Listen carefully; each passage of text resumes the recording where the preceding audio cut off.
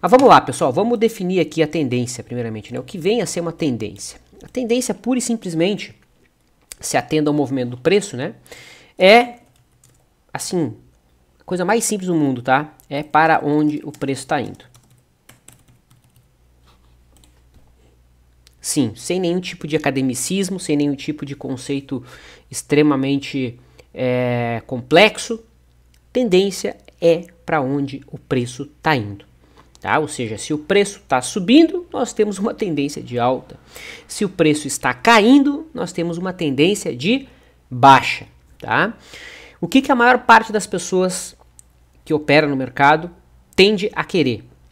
Elas tendem a tentar colocar em prática, né, aquela velha frase, né, o compre barato e venda caro. É bonito, lindo, maravilhoso ali no papel, né, mas não é tão simples na vida real. Por quê? Porque quando o indivíduo pensa em comprar barato um ativo, na maioria das vezes ele não vai querer comprar um papel que está subindo. Você concorda? Né? Ele vai, isso mais uma vez, dentro da cabeça de leigo, tá?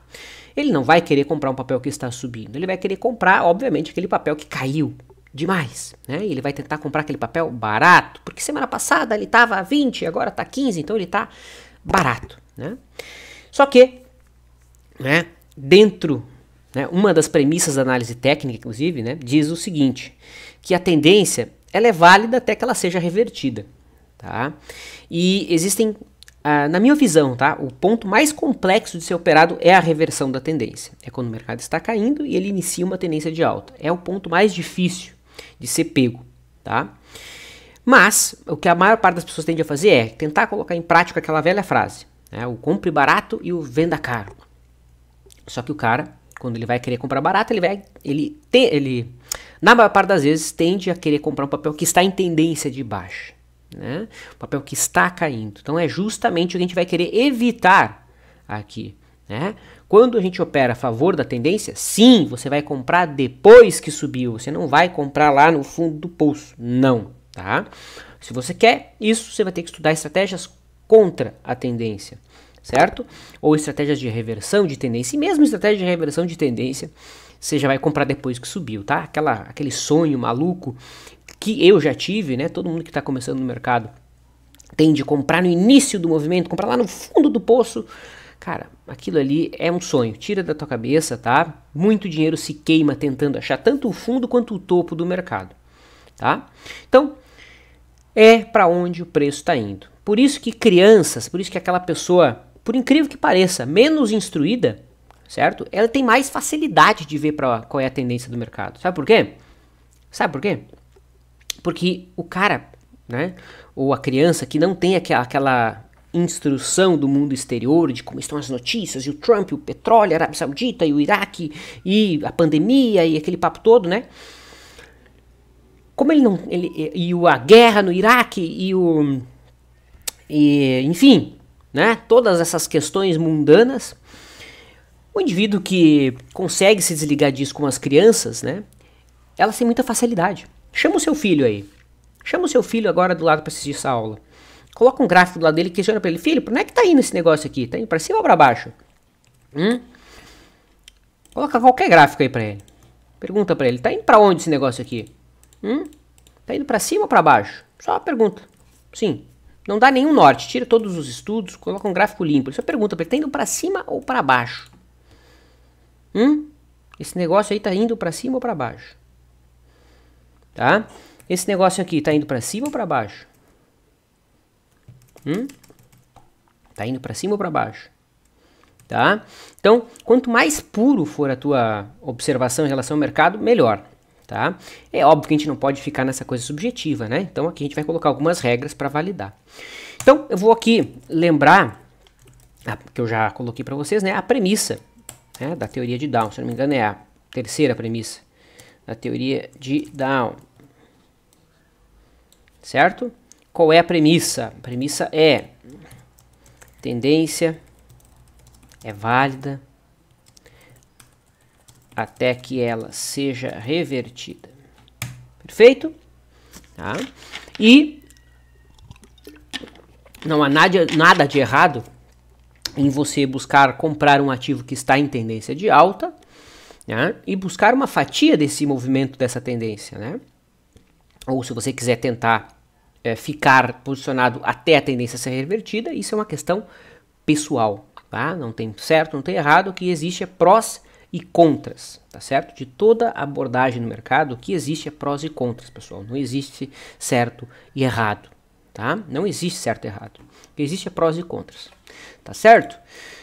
Bom, então os critérios aqui dentro da lógica da análise técnica clássica, né, para se validar uma tendência, né, costuma ser, inclusive eu uso isso no meu modelo, uma das regras, né, é a disposição dos topos e fundos.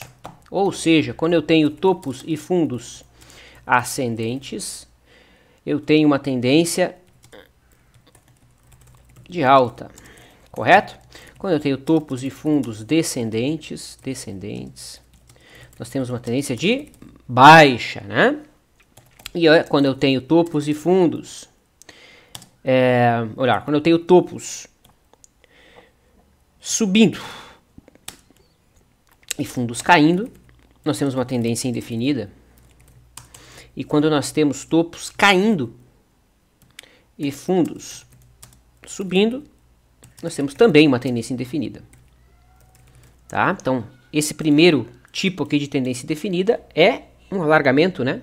É um triângulo expandido, correto?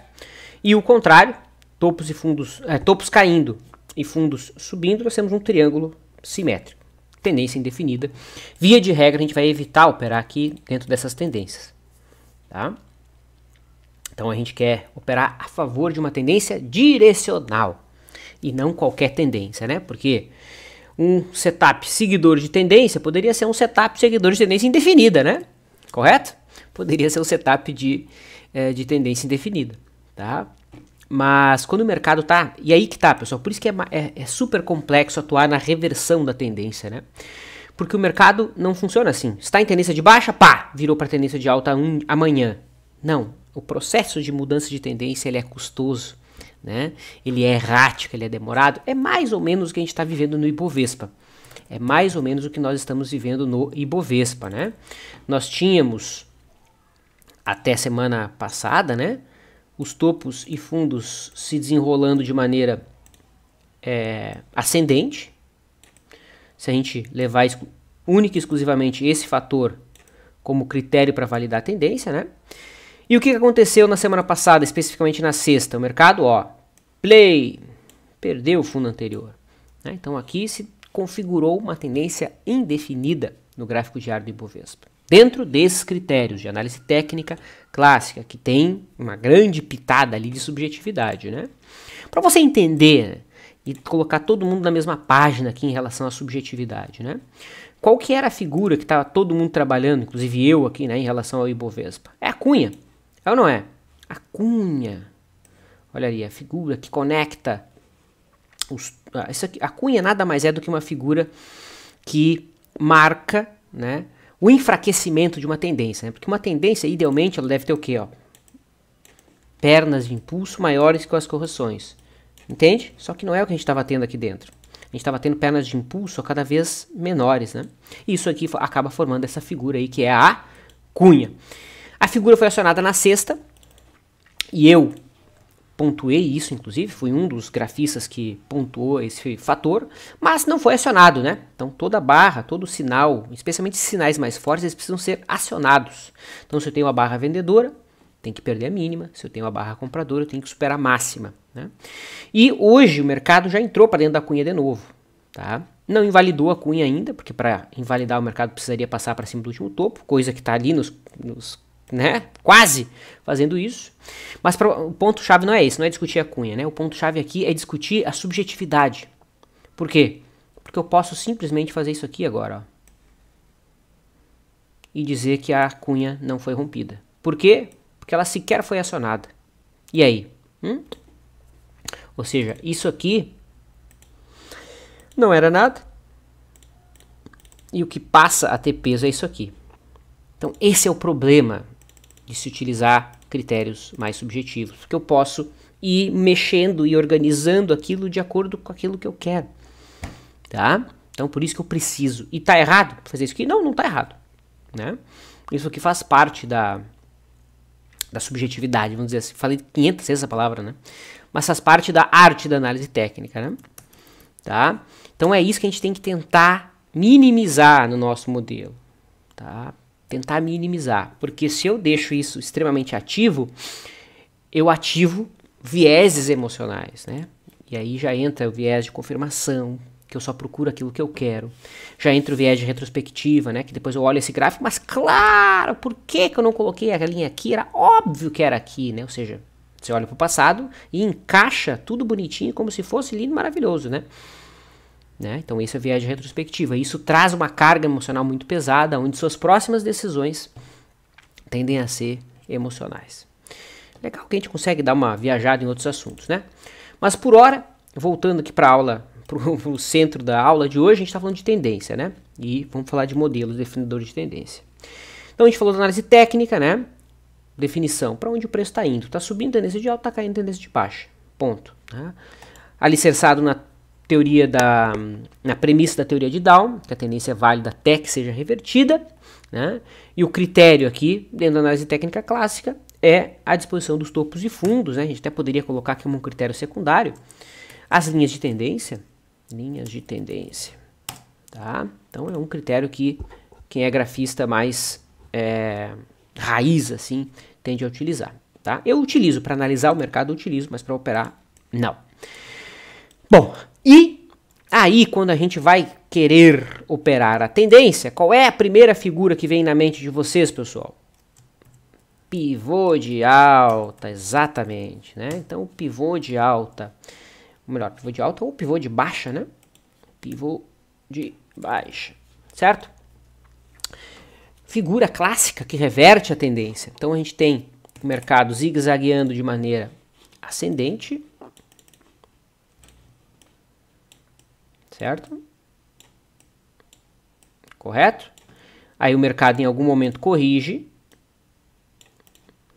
volta a subir. Quando ele volta a subir, a expectativa da maior parte dos traders é que o mercado faça isso, né? Que o mercado siga o que vem fazendo. Só que, por algum motivo, que não nos importa, a menos que você seja jornalista, né? O mercado faz exatamente esse movimento. Ou seja, o mercado que vinha fazendo topos e fundos mais altos, agora entra numa tendência indefinida, né? Eu tenho aqui, ó, topos mais baixos e fundos mais altos. Tendência por contração, né? E a tendência só vai alinhar para baixo se o mercado perder o fundo e fizer aqui o zigue-zague descendente, né? E, obviamente, se o mercado voltar a subir e fizer um novo zigue-zague ascendente, o mercado realinha a tendência de curto prazo com a anterior. Correto? Então, o pivô de alta, pivô de baixa, perdão, nesse exemplo aqui que eu estou dando para vocês, é o zigue-zague que reverte a tendência de alta para baixa, tá? E, obviamente, essa tendência aqui, se surtir efeito, né, o mercado vai ganhar direção e algo assim tende a acontecer. Até que, em algum momento, o mercado vai fazer isso aqui, repique dentro da tendência de baixa. O mercado fazer esse movimento aqui. O que todo mundo espera nesse momento aqui, quando o mercado faz isso? Todo mundo espera que o mercado faça isso, né? Porque é o que ele vem fazendo. Só que por algum motivo ele faz isso, para de cair e faz um fundo acima do fundo anterior.